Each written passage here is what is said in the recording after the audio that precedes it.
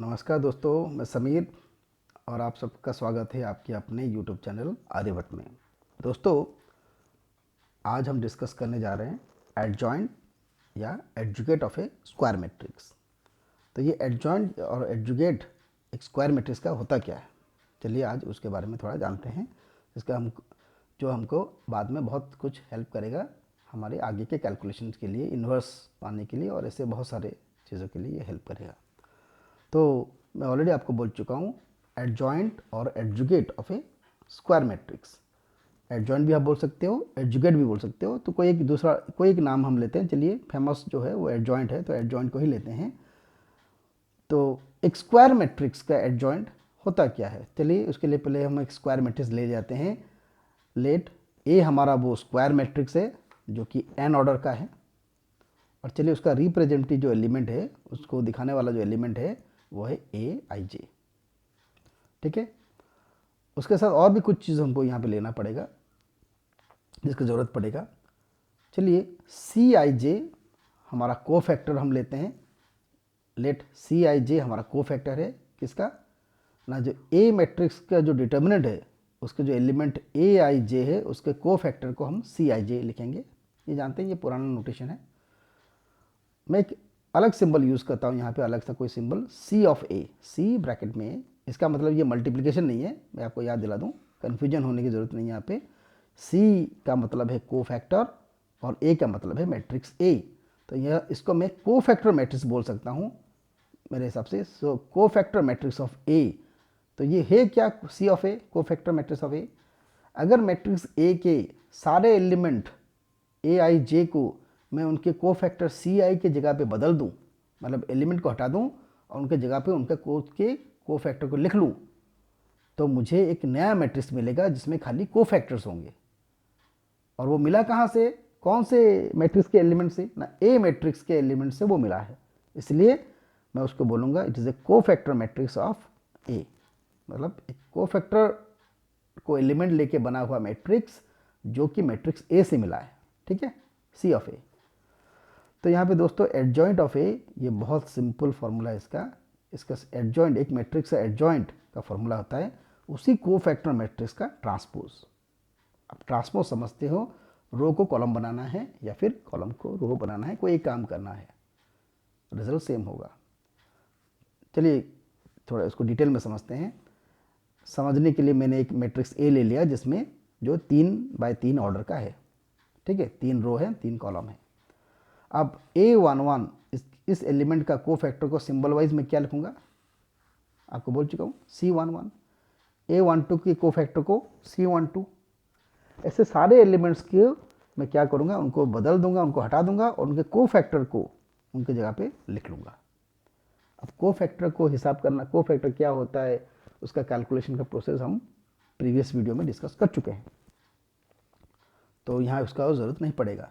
तो मैं सारे एलिमेंट्स को उनके अपने अपने को फैक्टर के जगह पे बदल देता हूँ, तो एक नया मैट्रिक्स मिलता है समान ऑर्डर का जो कि मैट्रिक्स ए के एलिमेंट से ही मिला है। तो उसको मैं नाम दूंगा सी ऑफ ए। ये सी है, ऐसा दिख रहा है आपको, मैं लिखता हूँ ऐसे, तो ये सी ऑफ ए, को फैक्टर मैट्रिक्स ऑफ ए। ठीक है, अब एडजॉइंट ऑफ ए है क्या, ये उसी को फैक्टर मैट्रिक्स का ट्रांसपोज है। तो ट्रांसपोज करते हैं, पहले रो, फर्स्ट रो को फर्स्ट कॉलम बनाते हैं, सेकेंड रो को सेकेंड कॉलम की जगह पे लिखते हैं और थर्ड रो को थर्ड कॉलम की जगह पे लिखते हैं। तो ट्रांसपोज मिल गया। अब ये जो वैल्यू मिल गया, यही है हमारा उस ओरिजिनल मैट्रिक्स ए का एडजॉइंट। तो हम समझ गए adjoint of a matrix is equals to the transpose of the cofactor matrix of the matrix A. तो बहुत सिंपल फॉर्मूला है और बहुत सिंपल प्रोसेस है। ठीक है दोस्तों, चलिए अभी एक एग्जाम्पल के थ्रू से इसको और अच्छी तरह से समझते हैं। क्वेश्चन है find the adjoint of the matrix. ये इस मैट्रिक्स का मुझे हमको एडजॉइंट निकालना होगा। अब देख पा रहे हो, रो वाइज एलिमेंट्स को देख पा रहे हो। तो चलिए पहले उसका उसका नाम रखते हैं। नाम रखना ज़रूरी है जिससे हम आगे के कैलकुलेशन में हमको बार बार वो मैट्रिक्स को लिखना नहीं पड़ेगा, नाम लिख देने से काफ़ी होगा। ठीक है, तो ये नाम देना ज़रूरी होता है, नाम से हमारा समय बचता है। तो लेट वो गिवन मैट्रिक्स का नाम है ए मैट्रिक्स जो कि 3x3 ऑर्डर का है, उसके रिप्रेजेंटेटिव एलिमेंट है चलिए ए आई जे। और क्योंकि मुझे एडजॉइंट चाहिए और एडजॉइंट के लिए कोफैक्टर चाहिए, तो चलिए सी आई जे है मेरा कोफैक्टर, और कोफैक्टर के लिए माइनर की ज़रूरत होता है जिसका सिंबल होता है एम आई जे। तो let C I J and M I J वो रेस्पेक्टिवली क्या है, ए आई जे एलिमेंट के कोफैक्टर और माइनर्स हैं। ठीक है, तो पहले हम कोफैक्टर 1 निकालते हैं, 1 1। तो जो फर्स्ट एलिमेंट है, फर्स्ट रो और फर्स्ट कॉलम का जो एलिमेंट है वो क्या है, 1 है। अब इसका जो कोफैक्टर है उसका सिंबल होगा C11। तो C11 का फॉर्मूला आप जानते हो, is equals to -1 to the power 1 + 1 into M11, मतलब माइनर 1 1। ठीक है, अब ये -1 टू द पावर 1 + 1 जो है, ये 1 + 1 तो 2 हो जाएगा, -1 टू द पावर 2 क्या हो जाएगा, ये पॉजिटिव हो जाएगा, +1 हो जाएगा। +1 मल्टीप्लाई होने से उसे कोई फ़र्क नहीं पड़ेगा। तो खाली यहाँ पे ये C11 इक्वल्स टू क्या हो जाएगा, M11। M11 क्या है, इस फर्स्ट एलिमेंट का माइनर है। माइनर मिलता है उसी वो एलिमेंट जो इस रो और कॉलम में है, उसको हटाने के बाद जो बचता है उतने का डिटर्मिनेंट। तो ये फर्स्ट रो और फर्स्ट कॉलम को हटाने के बाद जो बच गए एलिमेंट्स वो है 1 2 3 1। तो 1 2 3 1 का डिटर्मिनेंट होगा क्या ना होगा, क्रॉस मल्टीप्लाई करके माइनस कर सकते हो, -5। ठीक है, ऐसे कोफैक्टर निकलेगा। ऐसे आप हर एलिमेंट का उनकी पोजीशन के हिसाब से आप उनका कोफैक्टर फॉर्मूला हिसाब से निकाल सकते हो, जो कि आप बहुत ईजी है और जानते भी हो। ठीक है दोस्तों, तो हमने सारे कोफैक्टर निकाल लिए, सारे 9 एलिमेंट्स के निकाल लिए। अब हम कोफैक्टर मैट्रिक्स ऑफ ए लिखेंगे। ये मेरा सिंबल है, खुद का सिंबल है। आप पहले सिंबल्स लिख लो, यहाँ पे C11 C12 सारे लिख लिए एलिमेंट की जगह पे। अब वहाँ पे उनका जो वैल्यूज़ है वो डाल दो। ठीक है, अब इसको ट्रांसपोज कर लेंगे तो हमको एडजॉइंट मिल जाएगा। तो adjoint of A is equals to transpose of the cofactor matrix of A. अब इस मैट्रिक्स का ट्रांसपोज जो होगा वो रोज, रेस्पेक्टिव रोज उसके कॉलम्स में कन्वर्ट हो जाएंगे। First row will become first column, second row second column होगा, और थर्ड रो थर्ड कॉलम होगा। तो इस हिसाब से हमको एडजॉइंट मिल गया। तो देख रहे हैं दोस्तों, एडजॉइंट निकालना बहुत ईजी है, बहुत सिंपल है, आप भी निकाल सकते हो, कोई बड़ी चीज़ नहीं है। ठीक है, अभी हम आते हैं उसके कुछ प्रॉपर्टीज़ पे। एक स्क्वायर मैट्रिक्स के एडजॉइंट्स के क्या कुछ कुछ प्रॉपर्टीज़ होते हैं, चलिए उसको डिस्कस कर लेते हैं। So properties of adjoint of a square matrix.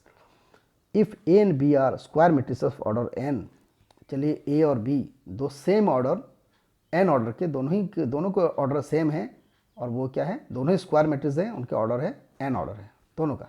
ठीक है, तो हमारा पहला प्रॉपर्टी बोलता है कि ये बहुत इंपॉर्टेंट प्रॉपर्टी है, ये प्रॉपर्टी भी है और ये एक तरह से ये एडजॉइंट के डेफिनेशन में भी काम आता है, और ये डेफिनेशन भी कहलाता है।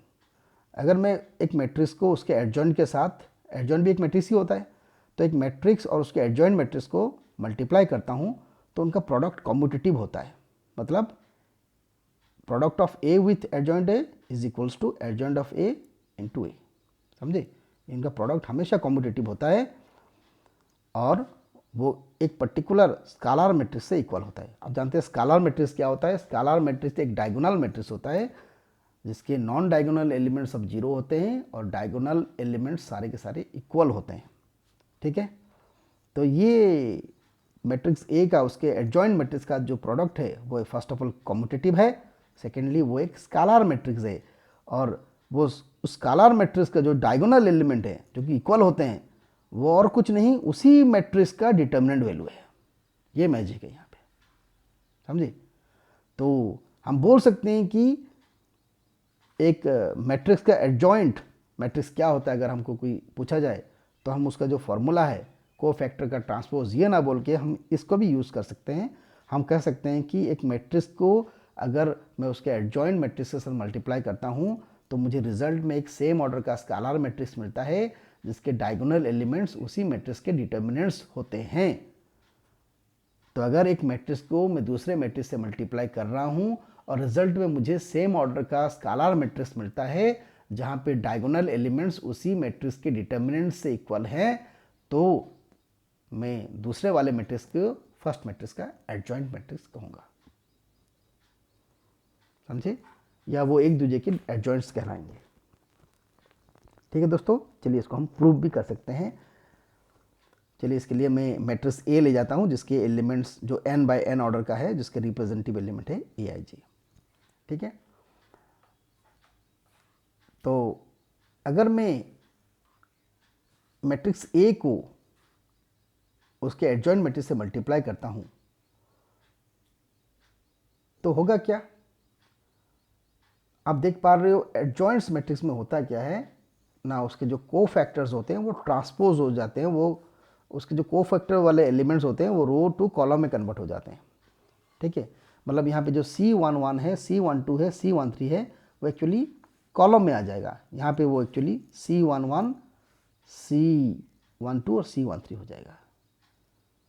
तो मैट्रिक्स के जो एलिमेंट होते हैं वो जैसे हैं वैसे ही रहेंगे, A11, A12, A13। अगर मैं दो मैट्रिक्स को मल्टीप्लाई करता हूँ, आप जानते हो जो प्रोडक्ट होता है वो रो टू कॉलम होता है, मतलब फर्स्ट मैट्रिक्स के रो को सेकंड मैट्रिक्स के कॉलम से मल्टीप्लाई मैं करूँगा। ठीक है, तो और वो मल्टीप्लिकेशन भी कॉरेस्पॉन्डिंगली होता है, फर्स्ट मैट्रिक्स के रो के एलिमेंट्स को सेकंड मैट्रिक्स के कॉलम के एलिमेंट के साथ मैं 1 to 1 मल्टीप्लाई करके ऐड करता हूँ, ये से मल्टीप्लिकेशन निकाला जाता है। ठीक है, तो उससे क्या होगा, फर्स्ट मैट्रिक्स के जो रोज हैं वो सेकंड मैट्रिक्स के जो एलिमेंट्स हैं वो को फैक्टर्स हैं, उनके साथ 1 to 1 मल्टीप्लाई होंगे, जो कि ट्रांसपोज होने के बाद रो टू कॉलम में आ चुके हैं, जिससे हमको ये अभी सुविधा होगा। तो होगा क्या, यहाँ पे दो केस हो सकते हैं। अगर मैं पकड़ लीजिए फर्स्ट, समझ लीजिए अगर फर्स्ट मैट्रिक्स ए का रो 1 को मैं सेकेंड मैट्रिक्स एडजॉइंट ऑफ ए का कॉलम 1 से मल्टीप्लाई कर रहा हूँ, तो यहाँ पे अभी एडजॉइंट ऑफ ए में जो कॉलम है 1 है वो actually row 1, first matrix A का रो 1 के एलिमेंट्स के कोफैक्टर्स हैं, सीरियली है, ट्रांसपोज होने के बाद कॉलम में आ गए हैं। तो अभी जब मल्टीप्लाई होगा रो टू कॉलम, तो फर्स्ट मैट्रिक्स के जो एलिमेंट्स हैं सेकेंड मैट्रिक्स के अपने रेस्पेक्टिव कोफैक्टर से मल्टीप्लाई हो जाएंगे और ऐड हो जाएंगे। अब ये लाप्लास लॉ के हिसाब से ये उस मैट्रिक्स के डिटर्मिनेंट को रिप्रेजेंट करता है। ठीक है, लेकिन आप सोच रहे हो हमेशा ऐसा नहीं होगा, किसी किसी जगह पे रो 1 अभी कॉलम 2 और कॉलम 3 से भी मल्टीप्लाई होगा, और कॉलम 2 और कॉलम 3 के जो एलिमेंट्स होंगे एडजॉइंट ऑफ ए में वो तो कॉलम 1 के रो 1 के कोफैक्टर्स नहीं है, किसी दूसरी रो के कोफैक्टर्स है। तब क्या होगा, तब उनका प्रोडक्ट का सम हमारे प्रॉपर्टी के हिसाब से क्या हो जाएगा, 0 हो जाएगा। ये भी एक लॉ है। ठीक है, कि अगर मैं किसी एक रो के एलिमेंट्स को किसी दूसरे रो के या कॉलम के कोफैक्टर के साथ मल्टीप्लाई करके ऐड करता हूँ तो उसका टोटल क्या होता है, 0 होता है। तो उसी हिसाब से मुझे जो रिजल्ट मिलेगा, अगर आई और जे रो और कॉलम नंबर सेम हो जाएं तो उनका जो प्रोडक्ट होगा वो उनका डिटर्मिनेंट होगा। अगर अलग रो और अलग कॉलम को मैं मल्टीप्लाई करता हूँ तब उनका टोटल रिजल्ट क्या आ जाएगा, 0 आ जाएगा। जब आई और जे रो और कॉलम सेम होते हैं, ये खाली डायगोनल एलिमेंट में ऐसा होता है, डायगोनल एलिमेंट में रो और कॉलम का नंबर सेम होता है, 1 1 2 2 n ऐसा होगा। ठीक है, तो इसका मतलब इन दोनों का जो प्रोडक्ट होगा उसमें जो नया मैट्रिक्स मिलेगा सेम ऑर्डर का ही होगा, लेकिन उसके जो डायगोनल एलिमेंट होंगे जहाँ पे आई और जे इक्वल होते हैं वो डायगोनल एलिमेंट का वैल्यू फिक्स है, वो क्या होगा, डिटर्मिनेंट ऑफ ए होगा। बाकी सारे नॉन डायगोनल जहाँ पे रो और कॉलम सेम नहीं होते, मतलब आई नॉट इक्वल टू जे होता है, ठीक है, वो सारे एलिमेंट क्या हो जाएंगे, 0 हो जाएंगे। ठीक है, आप ये एक स्केलर मैट्रिक्स से देखिए, यहाँ पे जैसे यहाँ पे मेन डायगोनल एलिमेंट सब क्या है, डिटर्मिनेंट ऑफ ए है। अब इसको मैं ये तो एक नंबर ही है, इसको मैं कॉमन ले सकता हूँ बाहर, तो यहाँ पे 1 आ जाएगा, और ये आइडेंटिटी मैट्रिक्स है ऑफ ऑर्डर n, तो इसको मैं अभी लिख सकता हूँ shortly, determinant of A into identity of A. ठीक है, तो अभी हमने प्रूव किया कि a into adjoint of A is equals to determinant of A into identity matrix of n। Similarly अगर मैं एडजॉइंट ऑफ ए को ए के साथ मल्टीप्लाई करता हूँ तब भी वही समान रिजल्ट आएगा, आप देख सकते हो खुद से। तो इससे ये प्रमाण होता है कि product of A with adjoint of A is equals to product of adjoint of A with A is equals to determinant of A into I n. ठीक है, आते हैं अभी सेकेंड प्रॉपर्टी पे। अभी हम इतना सारा तो प्रूव नहीं कर सकते, तो हम शॉर्टली डिस्कस कर लेते हैं प्रॉपर्टीज। प्रॉपर्टी 2 बोलता है अगर एक मैट्रिक्स का मैं ट्रांसपोज लेता हूँ और उसका एडजॉइंट निकालता हूँ तो वो इक्वल होगा किससे, उसी मैट्रिक्स के एडजॉइंट के ट्रांसपोज से। ठीक है। 3 नंबर प्रॉपर्टी है, अगर मैं 2 मैट्रिक्स मल्टीप्लाई करता हूँ एक दूसरे के साथ, उनका एडजॉइंट उस निकालता हूँ, तो वो उन दोनों के इंडिविजुअल एडजॉइंट्स के प्रोडक्ट से भी इक्वल होगा। 4th प्रॉपर्टी है, अगर मैं एक real scalar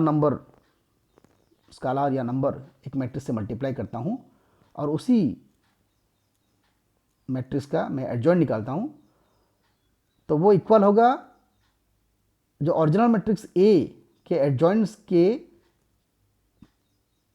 to the power n-1 product के साथ इक्वल होगा।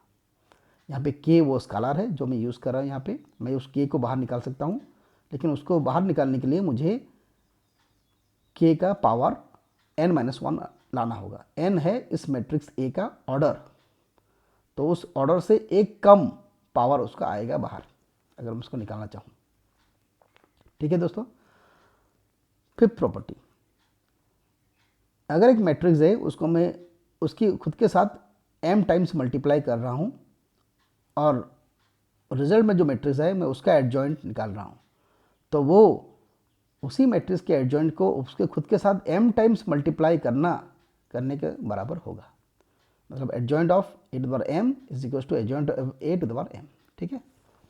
6th प्रॉपर्टी है, अगर एक मैट्रिक्स स्क्वायर मैट्रिक्स का मैं 2 टाइम्स एडजॉइंट निकाल रहा हूँ, एडजॉइंट निकालने के बाद फिर जो मिला मैट्रिक्स फिर उसके ऊपर भी फिर एडजॉइंट निकाल रहा हूँ, तो वो इक्वल होगा a के डिटर्मिनेंट का power n-2 into matrix a। ठीक है। यहाँ पे n मैट्रिक्स a का ऑर्डर है, तो उस ऑर्डर से 2 कम उसका डिटर्मिनेंट का वो पावर रहेगा इंटू मैट्रिक्स होगा। यहाँ पे a नॉन सिंगुलर होना चाहिए, उसका डिटर्मिनेंट 0 नहीं होना चाहिए, तब जाके ये अप्लाई होगा। एक मैट्रिक्स A का एडजॉइंट का डिटर्मिनेंट वैल्यू उसी मैट्रिक्स के डिटर्मिनेंट का पावर n-1 से इक्वल होता है। यहाँ पे n उसका ऑर्डर होता है। ठीक है। इसको ऐसा समझते हैं, चलिए A हमारा एक 3x3 ऑर्डर मैट्रिक्स है, तो A मैट्रिक्स का एडजॉइंट का डिटर्मिनेंट वैल्यू होगा क्या, उसके खुद के डिटर्मिनेंट का पावर कितना होगा 3-1 मतलब 2, मतलब A डिटर्मिनेंट का स्क्वायर वो होगा उसके एडजॉइंट का डिटर्मिनेंट वैल्यू। ठीक है। ये अच्छा एक रिलेशनशिप है। हमारा 8th प्रॉपर्टी है, ये प्रॉपर्टी 6 से इंटरलिंक्ड है। प्रॉपर्टी 6 में हमने जाना कि एक मैट्रिक्स के 2 बार अगर मैं एडजॉइंट निकालूं तो वो किससे इक्वल होता है। यहाँ पे जानते हैं अगर वो 2 बार एडजॉइंट निकालने के बाद उसको मैं डिटर्मिनेंट निकालता हूँ, तो वो डिटर्मिनेंट इक्वल होगा a का डिटर्मिनेंट का पावर n-1 का होल स्क्वायर। तो याद रखिए ये जो स्क्वायर है ये टोटल का स्क्वायर नहीं है, ये n-1 का स्क्वायर, ये पावर का ही स्क्वायर है। मतलब अगर वही एग्जांपल मैं लेता हूँ, अगर एक मैट्रिक्स में लेता हूँ 3x3 ऑर्डर का एक मैट्रिक्स लेता हूँ, उसके 2 बार एडजॉइंट निकालने के बाद उसका डिटर्मिनेंट निकालता हूँ, तो वो इक्वल होगा किससे ना, a के डिटर्मिनेंट का पावर 3-1 का स्क्वायर। 3-1 2 होता है, 2 का स्क्वायर होगा 4, तो a के डिटर्मिनेंट का पावर 4 वो होगा उसके एडजॉइंट ऑफ एडजॉइंट्स का डिटर्मिनेंट वैल्यू। ठीक है। यहाँ पे भी वो नॉन सिंगुलर होना चाहिए, ये कंडीशन हमेशा लागू होता है। और हमारा यहाँ पे 9th प्रॉपर्टी जो लास्ट प्रॉपर्टी है वो है adjoint of A diagonal matrix is a diagonal matrix. एक डायगोनल मैट्रिक्स का जो एडजॉइंट होता है वो भी डायगोनल ही होता है। डायगोनल मैट्रिक्स आप जानते हो जिसके मेन या लेफ्ट डायगोनल एलिमेंट्स सारे के सारे जीरो नहीं होते हैं एक जगह पे, और नॉन डायगोनल एलिमेंट्स सारे के सारे जीरो होते हैं।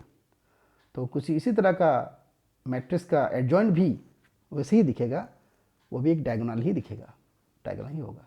ठीक है दोस्तों। तो आशा करता हूँ आप एडजॉइंट के बारे में, एक स्क्वायर मैट्रिक्स के एडजॉइंट के बारे में बहुत कुछ समझ गए होंगे।